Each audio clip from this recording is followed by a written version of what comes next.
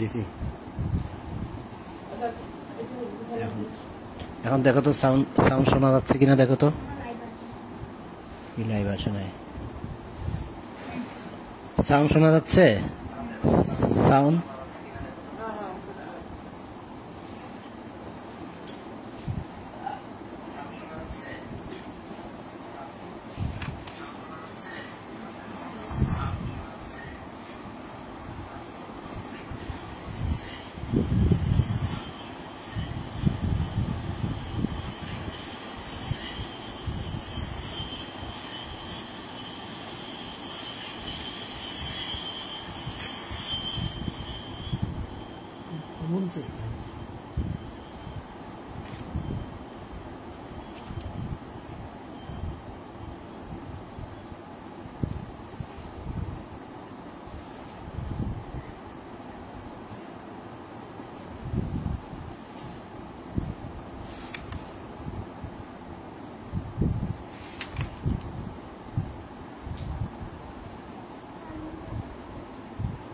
ফ্যানটা কমাও, ফ্যান কমাইতে হবে তো।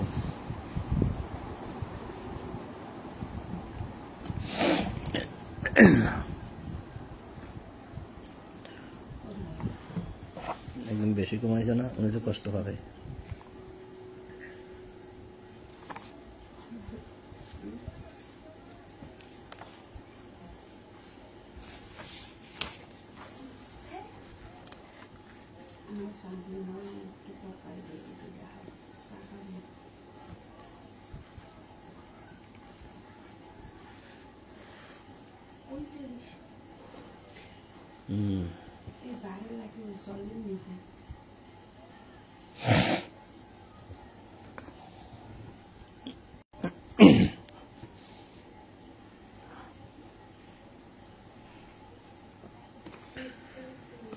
সম্মানিত বন্ধুগণ, আপনাদের সকলের প্রতি শান্তি।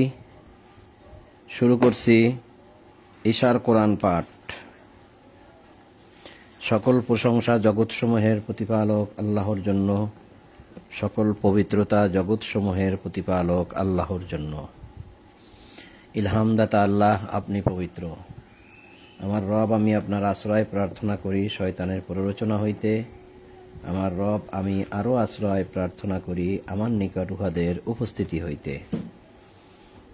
দয়াময় পরম দয়ালু আল্লাহর নামে আরম্ভ করিতেছি।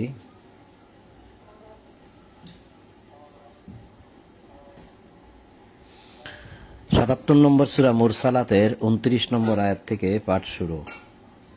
৭৭ নম্বর সূরা মুরসালাত, আয়াত 29। বিসমিল্লাহির রহমানির রহিম। ইনতালিকু ইলা মা কুনতুম বিহি তুকাদ্দিবুন, ইনতালিকু ইলা জিল্লিন জি সালাসি শুআব, লা যলিলু ওয়ালা ইউগনি মিনাল লাহাব, ইন্নাহা তারমি বিশারারিন কাল কসর, কাআন্নাহু জিমালাতুন সুফরুন, ওয়াইলুন ইয়াওমাইযিল লিল মুকাজ্জিবিন। 29 থেকে 34 নম্বর আয়াত আরবিতে পড়লাম আল কোরআনের। এবার বাংলা অনুবাদ ইসলামিক ফাউন্ডেশন। আল্লাহ বলছেন, তোমরা যাহাকে অস্বীকার করিতে চলো তাহারই দিকে বিচার দিবসে জাহান্নামের দিকে নিয়ে যাওয়া হবে। আর বলা হবে যে তোমরা যাহাকে অস্বীকার করতে, যে বিষয়গুলোকে তোমরা অস্বীকার করতে, মিথ্যা প্রতিপন্ন করতে, তুকাজ্জিবুন, চলো সেই দিকেই চলো যেটাকে তোমরা অস্বীকার করতে, অর্থাৎ জাহান্নামকে তোমরা অস্বীকার করতে। কারণ যদি দুনিয়ায় বসে তোমরা ভালো কাজ করতে, তাহলে তোমাদেরকে তো জাহান্নামে যেতে হতো না। তোমরা তো জাহান্নামকে বিশ্বাস করো না। যদি বিশ্বাস করতে তাহলে তো ভালো কাজই করতে। তোমরা যেহেতু অন্যায় করেছো, মন্দ কাজ করেছো, কিতাব পড়ো নাই, তার মানে তোমাদেরকে যে জাহান্নামের আগুন জ্বালানো হবে তা তোমরা বিশ্বাস করো নাই। যে জাহান্নামকে তোমরা বিশ্বাস করো না, চলো তার দিকেই চলো। চলো 3 শাখা বিশিষ্ট ছায়ার দিকে। জানি না এরকম 3 শাখা কি, এটা আমার বুঝে আসে নাই, যার জন্য আমি বলতে পারবো না। যে ছায়া শীতল নয় এবং যাহা রক্ষা করে না অগ্নিশিখা হইতে।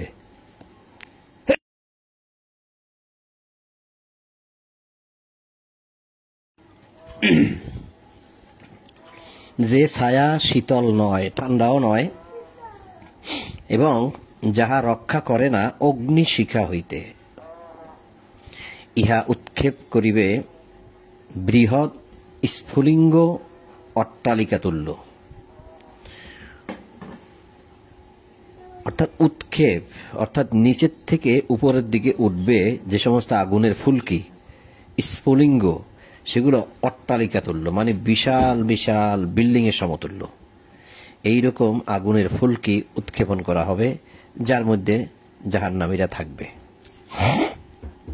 তাহলে এই যে বলছি আমি যে 3 শাখা বিশিষ্ট ছায়ার দিকে, তাহলে যদি আগুন এরকমই হয় তাহলে আগুনের একটি ধূম্র ছায়া চতুর্দিকে ছেয়ে যাবে, যার কারণে কিছু দেখাও যাবে না, এরকম একটা বিষয় আসতে পারে। উহা পীতবর্ণ উষ্ট শ্রেণী সদৃশ। সেই দিন দুর্ভোগ অস্বীকারীদের জন্য। ইহা এমন একদিন যেদিন কাহারও বাকস্ফূর্তি হইবে না, মানে কথা বলার কোনো শক্তি থাকবে না, কথা হারিয়ে যাবে, মুখ থেকে কোনো বাক শক্তি বের হবে না। এবং যাহাদেরকে অনুমতি দেওয়া হইবে না ওজর পেশ করার, তাহাদেরকে অনুমতি দেওয়া হইবে না ওজর পেশ করার, যে আমরা ভুল করেছি, আমাদেরকে ক্ষমা করে দিন, আমরা আর করব না এরকম অপরাধ, এরকম কোনো, বা কি কি করেছে তারা, কেন করেছে, এই ওজরগুলোও পেশ করার কোনো সুযোগ দেওয়া হবে না বিচার দিবসে। সেই দিন দুর্ভোগ অস্বীকারীদের জন্য। ইহাই ফয়সালার দিন। হাদা ইয়াউমুল ফসলে, ফসলে মানে ফয়সালা, ইহাই ফয়সালার দিন। আমি একত্র করিয়াছি তোমাদেরকে এবং পূর্ববর্তীদেরকে। সেই দিন একত্র করিবেন যে আল্লাহ, সেই দিন বলবে যে আমি তোমাদেরকে একত্র করেছি। তোমাদের কোনো কৌশল থাকিলে তাহা প্রয়োগ করো আমার বিরুদ্ধে।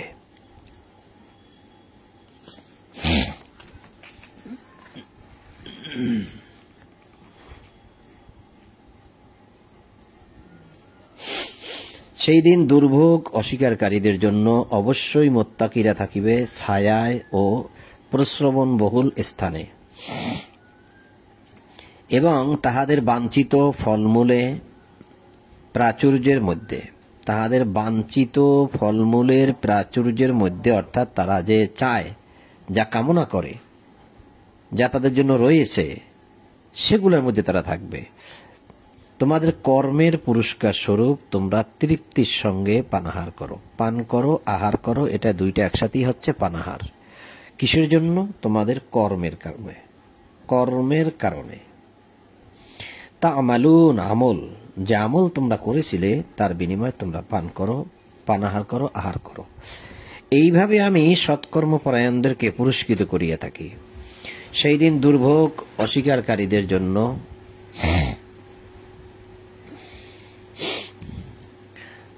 তোমরা আহার করো এবং ভোগ করিয়া লও অল্প কিছুদিন। এই পৃথিবীতে আমরা যেন আল্লাহ আমাদেরকে বলতেছে তোমরা আহার করো, ভোগ করিয়া লও অল্প কিছুদিন, তোমরা তো অপরাধী। সেই দিন দুর্ভোগ অস্বীকারীদের জন্য। যখন উহাদেরকে বলা হয় আল্লাহর প্রতি নত হও, উহারা নত হয় না। সেই দিন দুর্ভোগ অস্বীকারীদের জন্য। তো ওইদা কিলা লাহুমুর কাউ লা ইয়ারকাউন, তাদেরকে যখন বলা হয় রুকু করো, লা ইয়ারকাউন, তারা রুকু করে না। আচ্ছা, এই যে কথাগুলো আল্লাহ বললেন, এতগুলো কথার মধ্যে হুট করে আল্লাহ কাউকে বলবেন তুমি রুকু করো, আর মানুষকে রুকু করবে হাঁটুতে হাত দিয়ে, সেই রুকু? নাকি তারা আল্লাহর দিকে ঝুঁকবে, আল্লাহর আইনের দিকে ঝুঁকবে, আল্লাহর বিধানের দিকে ঝুঁকবে, তারা নত হবে? কোনটা? যখন উহাদেরকে বলা হয় আল্লাহর প্রতি নত হও, এখানে কিন্তু নত শব্দটাই লেখছে, উহারা নত হয় না, এখানেও নত লেখছে। ওইদা কিলা লাহুম আর কাউ,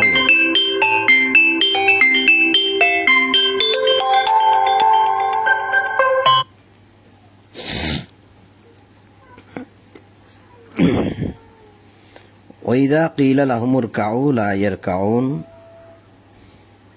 যখন উহাদেরকে বলা হয় আল্লাহর প্রতি নত হও, উহারা নত হয় না। সেই দিন দুর্ভোগ অস্বীকারীদের জন্য। তাহলে এই যে নত হওয়া, রুকু, রুকু, তাহলে এখানে তো রুকু শব্দ আছে, কিন্তু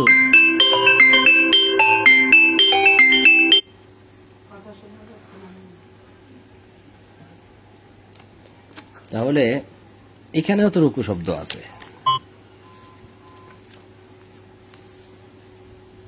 কিন্তু এখানে তো নত লেখে নাই।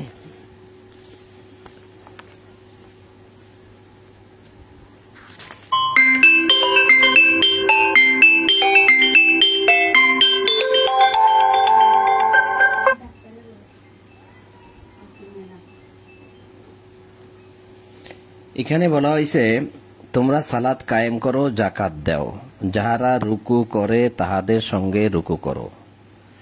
ওয়াকিমুস সালাতা ও আতুজ জাকাতা অরকাউ মার রকিন, অরকাউ রুকু, মার রকিন রুকু করো, অরকাউ মার রকিন রুকু করো।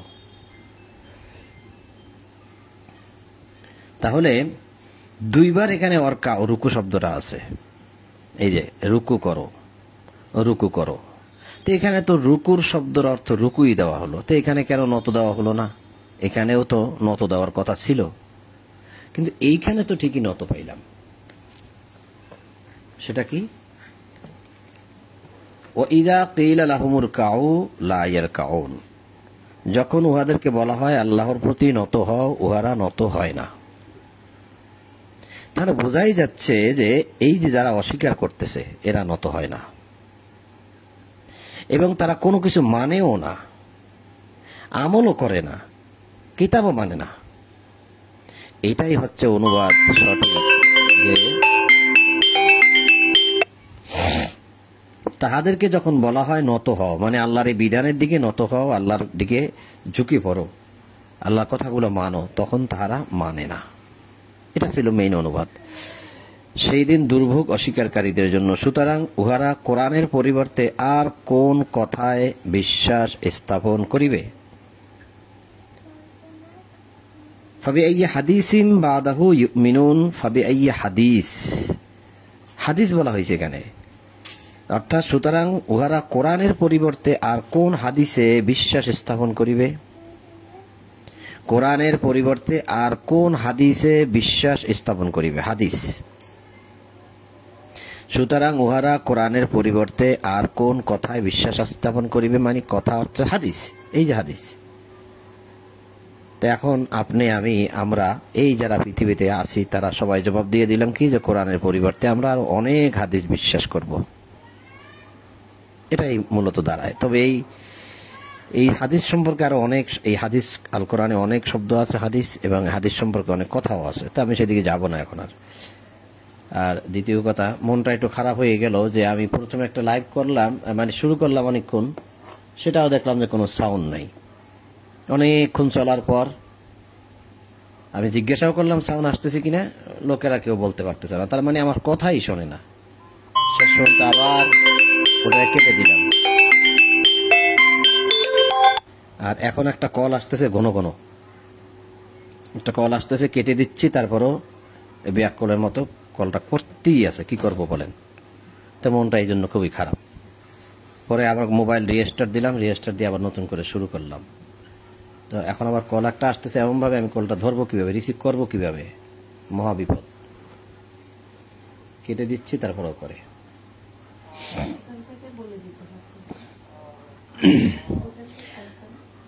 তো যতটুকু পড়তে পারি পড়ি। এখন শুরু করতেছি আমরা ৭৮ নম্বর সূরা নাবা, মুরসালাত ৭৭ নম্বর সূরা শেষ, এখন নাবা। বিসমিল্লাহির রহমানির রহিম।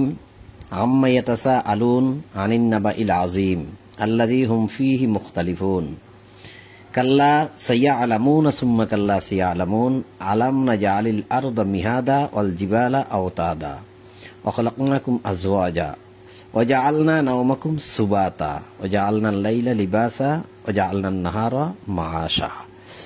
দয়াময় পরম দয়ালু আল্লাহর নামে। উহারা একে অপরের নিকটে কি বিষয় জিজ্ঞাসাবাদ করিতেছে? আল্লাহ প্রশ্ন করছেন যে উহারা একে অপরের নিকট কি বিষয় জিজ্ঞাসাবাদ করিতেছে? সেই মহা সংবাদ বিষয় যেই বিষয় উহাদের মধ্যে মতানৈক্য আছে, কখনো না।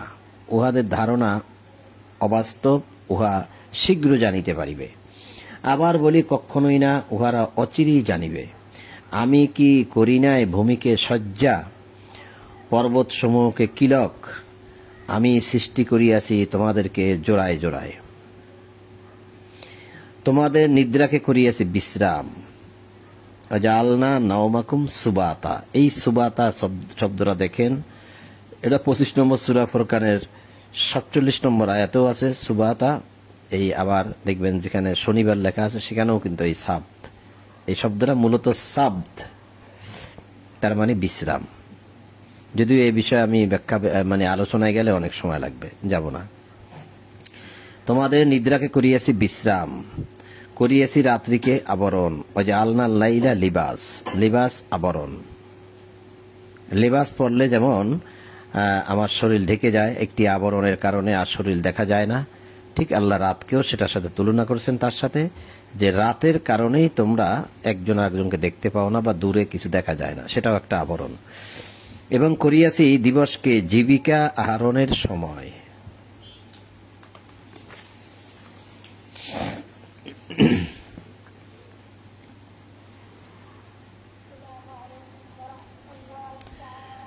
আর আমি নির্মাণ করিয়াছি তোমাদের ঊর্ধ্বদেশে সুস্থিত সপ্ত আকাশ, তোমাদের ঊর্ধ্বদেশে, এবং সৃষ্টি করিয়াছি প্রজ্বলন দ্বীপ, এবং বর্ষণ করিয়াছি মেঘমালা হইতে প্রচুর বাড়ি, যাহাতে যদ্বারা আমি উৎপন্ন করি শস্য উদ্ভিদ ও ঘন সন্নিবিশিষ্ট উদ্যান। নিশ্চয়ই নির্ধারিত আছে বিচার দিবস। সেই দিন সিংহায় ফুৎকার দেওয়া হইবে এবং তোমরা দলে দলে সমাগত হইবে। আকাশ উন্মুক্ত করা হইবে, ফলে উহা হইবে বহু দ্বার বিশিষ্ট, এবং চলমান করা হইবে পর্বতসমূহকে, ফলে সেইগুলি হইয়া যাইবে মরীচিকা।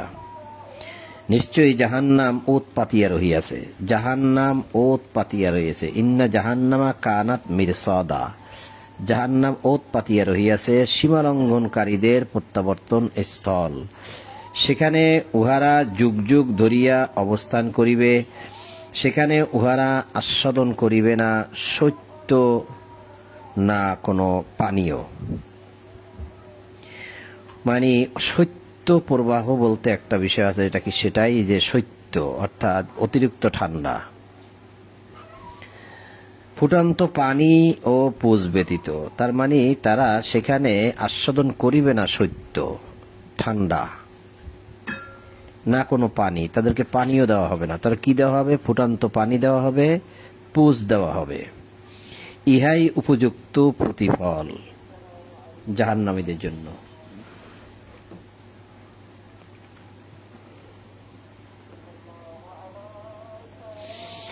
উহারা কখনো হিসাবের আশঙ্কা করিত না। বিচারের দিনে যে আমাদের হিসাব হবে, সেই দিনের কথা আল্লাহ বলছেন যে এই পৃথিবীতে বসে আমরা কিন্তু সেই বিচারের যে সম্মুখীন হব সেটা আমরা কখনোই চিন্তাই করতাম না, আশঙ্কাই করতাম না। এবং উহারা দৃঢ়তার সঙ্গে আমার নিদর্শনাবলী অস্বীকার করিয়াছিল। দৃঢ়তার সঙ্গে, খুব শক্তভাবে আল্লাহর নিদর্শনাবলী, অর্থাৎ বি আয়াতিনা কিযাবা। তো বি আয়াতিনা অর্থাৎ আমাদের আয়াতগুলোকে, এই আয়াতগুলোকে আমার নিদর্শনাবলী মানে আমাদের আয়াতগুলোকে তারা অস্বীকার করিয়াছিল। সব কিছুই আমি সংরক্ষণ করিয়াছি লিখিতভাবে। অতঃপর তোমরা আস্বাদ গ্রহণ করো, আমি তো তোমাদের শাস্তি শুধু বৃদ্ধি করিব। মুত্তাকিদের জন্য তো আছে সাফল্য, উদ্যান, দ্রাক্ষা, সমবয়স্কা, উদ্ভিন্ন যৌবনা তরুণী এবং পূর্ণ পানপাত্র। সেখানে তাহারা শুনিবে না অসার ও মিথ্যা বাক্য। ইহা পুরস্কার যথোচিত দান তোমার প্রতিপালকের, যিনি প্রতিপালক আকাশমণ্ডলী, পৃথিবী ও উহাদের অন্তর্বর্তী সমস্ত কিছুর। যিনি দয়াময়, তাহার নিকট আবেদন নিবেদনের শক্তি তাহাদের থাকিবে না। সেই দিন রূহ ও ফেরেশতাগণ সারিবদ্ধভাবে দাঁড়াবে। এইটা সম্ভবত আজকে সকালে না কোন সময় দেখাইছিলাম যে রূহ ফেরেশতাগণ, এটা আবারও একটু দেখাই যে রূহটা কি এবং ফেরেশতা কি। এই যে হচ্ছে আপনার 95 নম্বর সূরা, 97। এই যে ইন্না আনজালনাহু ফি লাইলাতুল কদর ওয়া মা আদরাকা মা লাইলাতুল কদর লাইলাতুল কদরি খায়রুম মিন আলফি শাহর তানাজ্জালুল মালাইকাতু আর রূহ। এইটা দেখানোর জন্য এখানে এনেছি যে তানাজ্জালুল মালাইকাতু আর রূহ, মালাইকা আর রূহ অর্থাৎ ফেরেশতা এবং রূহ। এই দেখেন সেই রাত্রিতে ফেরেশতাগণ ও রূহ অবতীর্ণ হয় প্রত্যেক কাজে তাহাদের প্রতিপালকের অনুমতিক্রমে। তার মানে সেই কদরের রাত্রে লাইলাতুল কদরি, লাইলাতুল কদরে, তাহলে সেই রাত্রে আসে ফেরেশতাগণ এবং রূহ। তাহলে এখন এখানে আসি আমরা যে এখানেও বলা হয়েছে ইয়াউমা ইয়াকুমুর রূহু ওয়াল মালাইকাতু সাফফা,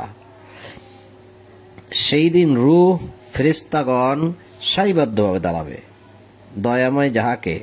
তাহলে এই যে দেখেন এই যে রূহ এবং ফেরেশতাগণ সেই দিন যে দাঁড়াবে, তার মানে সেই যে রূহ জিবরিল আমরা কিন্তু সেদিনকে মানে সেদিন আমরা দেখতে পাবো যদি আল্লাহ চান।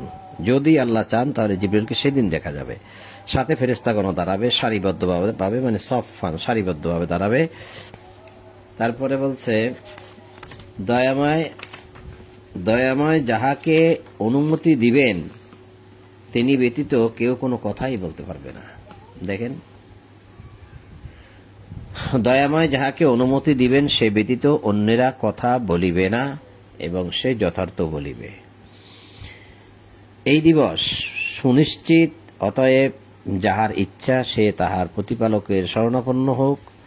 আমি তো তোমাদেরকে আসন্ন শাস্তি সম্পর্কে সতর্ক করিলাম। সেই দিন মানুষ তাহার কৃতকর্ম প্রত্যক্ষ করিবে এবং কাফের বলিবে, হায় আমি যদি মাটি হইতাম। আয়াতটা আবার পড়ি একটু, দুইটা আয়াত শেষের, এটা সূরা নাবার শেষের দুটি আয়াত। যে এখানে বলছে যালিকাল ইয়াউমুল হক ফামান শাআ আত্তাখাযা ইলা রাব্বিহি মাআবা। এই দিবস সুনিশ্চিত, অতএব যাহার ইচ্ছা সে তাহার প্রতিপালকের শরণাপন্ন হোক। অর্থাৎ যার ইচ্ছা সে তার রবের দিকে যাক, বা রবের কথা শুনুক, বা রবের আদেশ মানুক, অর্থাৎ রবের কিতাব পড়ুক, যার ইচ্ছা। আমি তো তোমাদেরকে আসন্ন শাস্তি সম্পর্কে সতর্ক করিলাম। তার মানে আমরা যদি না মানি তাহলে এই যে বিচার দিবসে যে আমাদেরকে শাস্তি দেওয়া হবে সে বিষয়ে আল্লাহ কি বললেন যে সতর্ক করিলাম।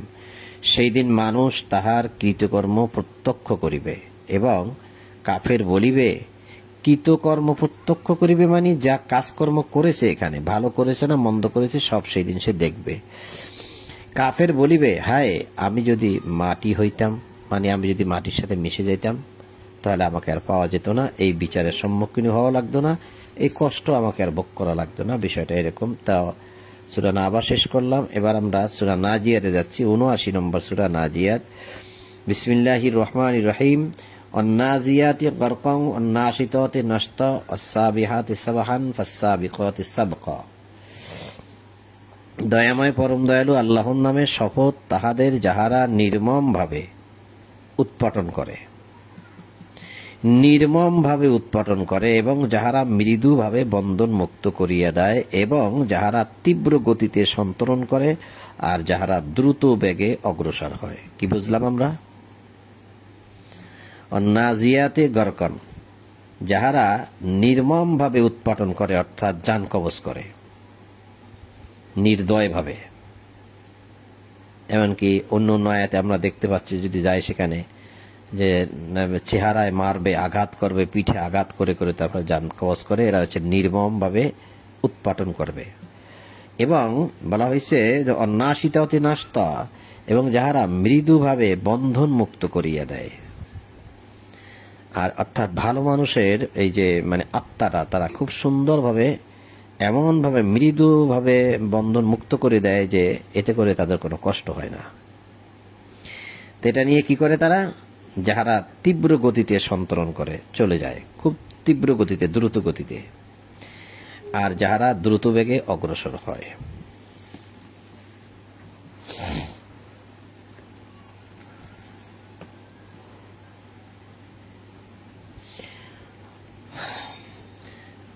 ফাল মুদাব্বিরাতি আমরা ইয়াউমা তারজুফুর রাজিয়া ইয়াউমা তারজুফুর রাজিফা তাতবাউহা রাদিফা কুলুবু ইয়াউমাইযিন ওয়াজিফা আবসারুহা খাশিয়া। অতঃপর যাহারা সকল কর্ম নির্বাহ করে, সেই দিন প্রথম সিংহাধ্বনি প্রকম্পিত করিবে, উহাকে অনুসরণ করিবে পরবর্তী সিংহাধ্বনি। তার মানে পরপর দুইবার দেওয়া হবে। কত হৃদয় সেই দিন সন্ত্রস্ত হইবে, উহাদের দৃষ্টি ভীতি বিহ্বলতায় নত হইবে। তাহারা বলে, আমরা কি পূর্ব অবস্থায় প্রত্যাবর্তিত হইবই? মানে তারা বলে যে আমরা কি আবার এখন যেভাবে আছি, মরার পর কি আবার সেভাবেই উঠব? গলিত অস্থিতে পরিণত হওয়ার পরেও, অর্থাৎ আমাদের অস্থি হাড্ডিগুলো যখন গলে পচে মাটির সাথে মিশে যাবে, তারপরেও আমাদেরকে উঠানো হবে। তারা বলে, তাহাই যদি হয় তবে তো ইহা সর্বনাশা, প্রত্যাবর্তন। ইহা তো কেবল এক বিকট আওয়াজ। তখনই ময়দানে উহাদের আবির্ভাব হইবে। এখানে ফাইন্নামা হিয়া জাজরাতুন ওয়াহিদা, এই ঝাজরা কিন্তু আমরা বাংলা শব্দটা ব্যবহার করি, যেমন আওয়াজের চোটে ওর বুকটা ঝাঁঝরা হয়ে গেছে, অথবা গুলির চোটে ঝাঁঝরা হয়ে গেছে। এই ঝাঁঝরাটা বুঝি আমরা ছিন্ন ভিন্ন বিভিন্ন ছিদ্রকে আর কি, অনেকগুলা ছিদ্র, কিন্তু এই ঝাঁঝরাটা মানে হচ্ছে এখানে বিকট সাউন্ড, আওয়াজ। তখনই ময়দানে উহাদের আবির্ভাব হইবে। তোমার নিকট মূসার বৃত্তান্ত পৌঁছিয়াছে কি? যখন তাহার প্রতিপালক পবিত্র উপত্যকা তুয়ায় তাহাকে আহ্বান করিয়া বলিয়াছিল, পবিত্র উপত্যকা তুয়ায় তাহাকে আহ্বান করিয়া বলিয়াছিল, বিল ওয়াদিল মুকদ্দাসে তুয়া।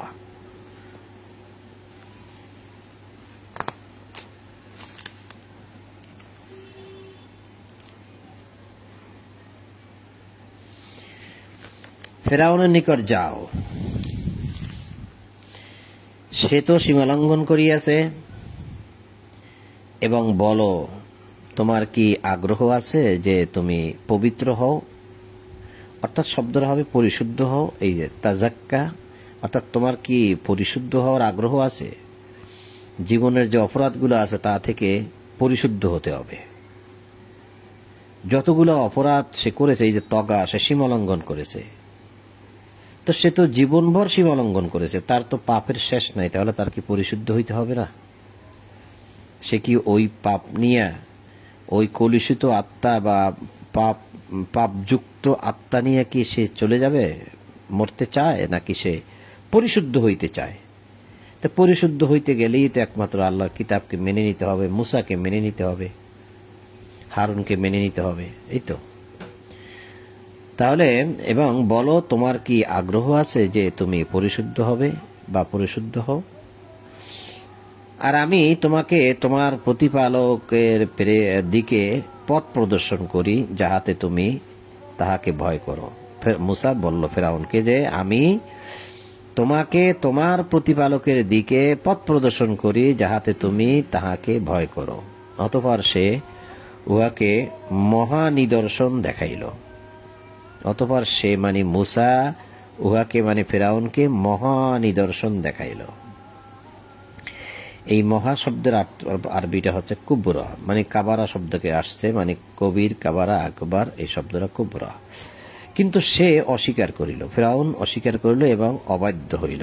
অতঃপর সে পশ্চাৎ ফিরিয়া প্রতিবিধানে সচেষ্ট হইল। সে সকলকে সমবেত করিল এবং উচ্চ স্বরে ঘোষণা করিল আর বলিল, আমি তোমাদের শ্রেষ্ঠ প্রতিপালক। ৭৯ নম্বর সূরা নাজিয়াত আয়াত ২৪। খেয়াল রাখবেন যে আমি তোমাদের শ্রেষ্ঠ প্রতিপালক, কারণ কিছুক্ষণ আগে মূসা তাকে বলেছিল ১৯ নম্বর আয়াতে যে আর আমি তোমাকে তোমার প্রতিপালকের দিকে পথ প্রদর্শন করি। কার দিকে? ফেরাউনকে কি বলল মূসা? যে ফেরাউনকে বলল তোমার প্রতিপালকের দিকে, অর্থাৎ তোমার রবের দিকে। এই যে ইলা রব্বিকা, তোমার রবের দিকে তোমাকে আমি ওয়া আহদিয়াকা মানে হেদায়েত দেই বা পথ প্রদর্শন করি বা হেদায়েত দেখাই। তো এখন যেহেতু মূসা বলল ইলা রব্বিকা, তোমার প্রতিপালকের পথ দেখাই, তার দিকে পথ দেখাই। প্রতিপালক মানে রব, রব্বিকা। এখন ফেরাউন বলল আমি তোমাদের শ্রেষ্ঠ প্রতিপালক। ফাকালা আনা রব্বুকুমুল আলা, আনা অর্থাৎ আমি, রব্বুকুম তোমাদের রব, আলা উপরে মানে শ্রেষ্ঠ মানে সবচেয়ে বড়, উপরে, আলা আলা সবার উপরে। তারপরে বলছে ফাআখাযাহুল্লাহু নাকালাল আখিরাতি ওয়াল উলা, অতঃপর আল্লাহ উহাকে আখিরাতে ও দুনিয়ায় কঠিন শাস্তিতে পাকড়াও করিলেন। যে ভয় করে তাহার জন্য অবশ্যই উহাতে শিক্ষা রহিয়াছে। তোমাদের সৃষ্টি করা কঠিনতর না আকাশ সৃষ্টি? তিনি ইহা নির্মাণ করিয়াছেন।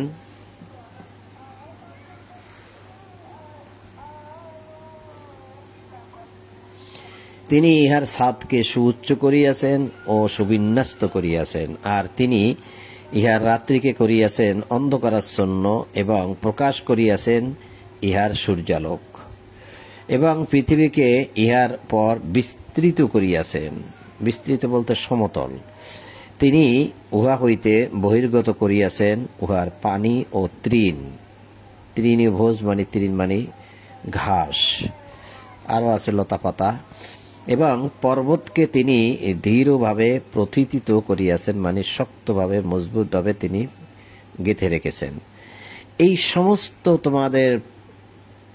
সমস্ত তোমাদের ও তোমাদের আনামের ভোগের জন্য। এই যে তৃণ দেখলাম, ঘাস, লতাপাতা, এগুলা, তারপরে এগুলা হচ্ছে তোমাদের এবং তোমাদের আনামের। আনাম মানে চতুষ্পদ জন্তু বা গৃহপালিত পশুর জন্য। অতঃপর যখন মহাসংকট উপস্থিত হইবে, মানুষ যাহা করিয়াছে তাহা সে সেই দিন স্মরণ করিবে, এবং প্রকাশ করা হইবে জাহান্নাম দর্শকদের জন্য। অনন্তর যে সীমালঙ্ঘন করে এবং পার্থিব জীবনকে অগ্রাধিকার দেয়, জাহান্নাম হইবে তাহার আবাস। এই ৩টি আয়াত খেয়াল করেন। ৭৯ নম্বর সূরা নাজিয়াত আয়াত কি বলছে আল্লাহ? অনন্তর যে সীমালঙ্ঘন করে, তগা, ফাআম্মা মান তগা, তগা যে সীমালঙ্ঘন করে এবং পার্থিব জীবনকে অগ্রাধিকার দেয়, এই দুনিয়ার জীবনকে যে ভালোবাসে, অগ্রাধিকার দেয়, ভালোবাসে, জাহান্নাম হইবে তাহার আবাস। তাহলে এই দুনিয়ার জীবনকে অগ্রাধিকার দেওয়াই যাবে না। বেশি একটা আনন্দ উল্লাস, তারপরে এই যে একটা মানুষ সুউচ্চ বিলাসবহুল আছে না, খাওয়া দাওয়া, অপচয়, এর কোনোটাই করা যাবে না। সাধারণভাবে জীবনযাপন করতে হবে, আর যদি না করি তাহলে জাহান্নাম হবে তাহার আবাস। ফাইন্নাল জাহিমা হিয়াল মাওয়া।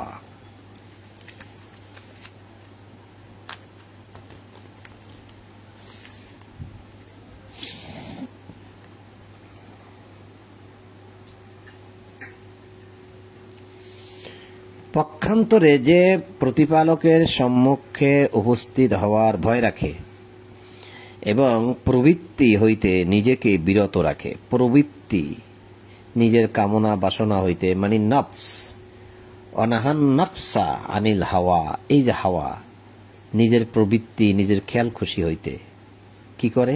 বিরত রাখে। আবার খেয়াল করেন আয়াতখানা, আম্মা মান খাফা মাকাম রাব্বিহি ওয়া নাহান নাফসা আনিল হাওয়া, আম্মা মান খাফা মাকাম রাব্বিহি।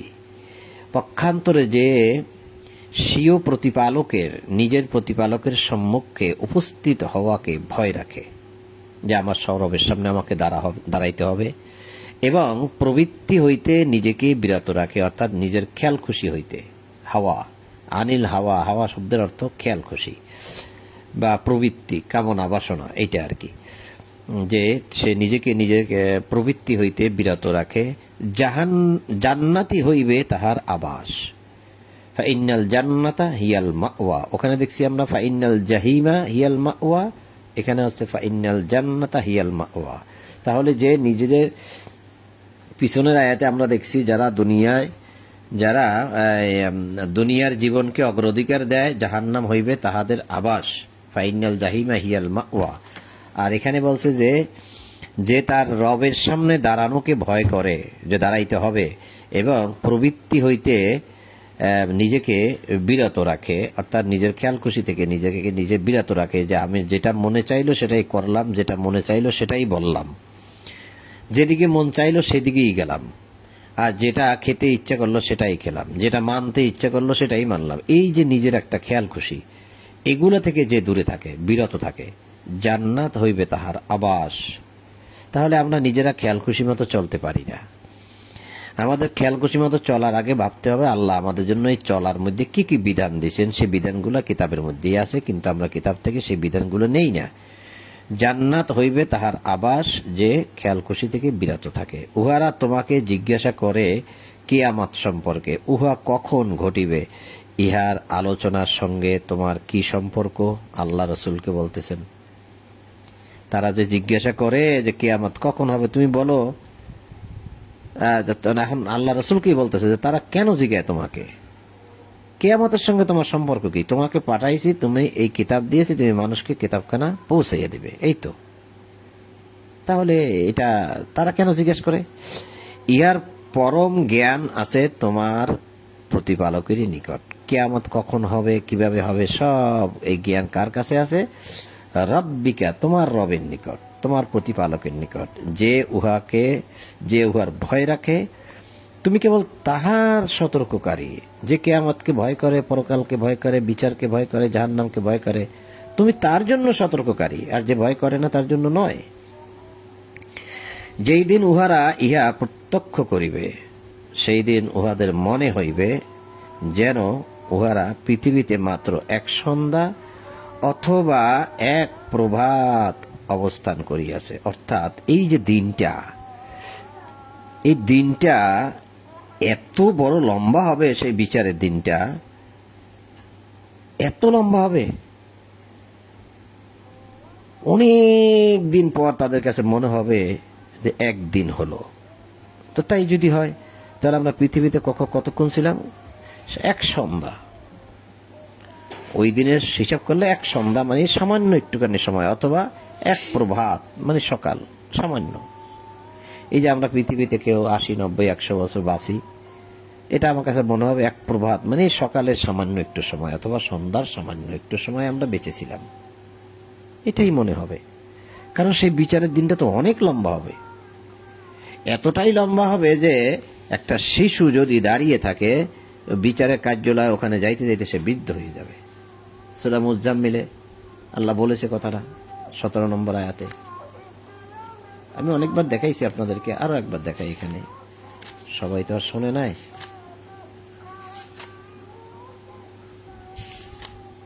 এই সূরা মুজাম্মিল আয়াতটা হচ্ছে 17-তে। এই যে